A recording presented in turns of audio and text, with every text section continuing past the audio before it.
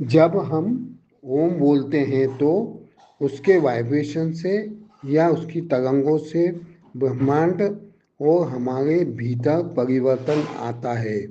इस परिवर्तन को हम दो भागों में बांट सकते हैं। पहला भाग है आंतरिक भाग।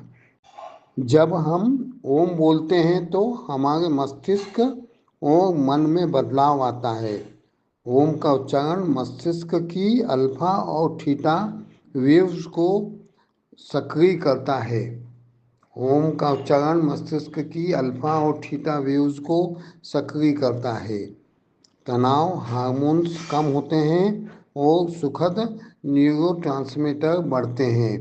ओम की ध्वनि गले और हृदय में कंपन पैदा करती है। इस प्रकार के कंपन नाड़ी क्षेत्र के तंत्र को संतुलित करता है। रक्तचाप सामान्य होता है, पाचन सुधरता है। ओम के कंपन का असर मुख्यतः आज्ञा चक्र और सहस्त्र चक्र पर होता है।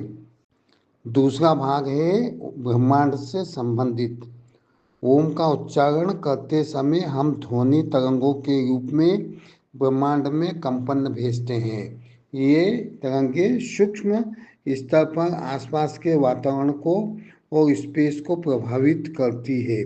ओम का कंपन ब्रह्मांडी कंपन के साथ एक रूप हो जाता है। यह कंपन एक प्रकार की कॉस्मिक ट्यूनिंग है जिसमें व्यक्ति और ब्रह्मांड के बीच सामंजस्य बनता है। जब व्यक्ति ओम बोलता है तो ट्यूनिंग फॉर्क बन जाते हैं और ब्रह्मांड भी उसी फ्रीक्वेंसी में जनरेट होता है।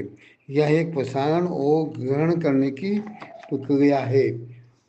ओम केवल ध्वनि नहीं है, यह तो एक प्रकार का संवाद है आत्मा और ब्रह्मांड के बीच का। जब आप ओम बोलते हैं तो आप ब्रह्मांड को छूते हैं और ब्रह्मांड आपको उत्तर देता है।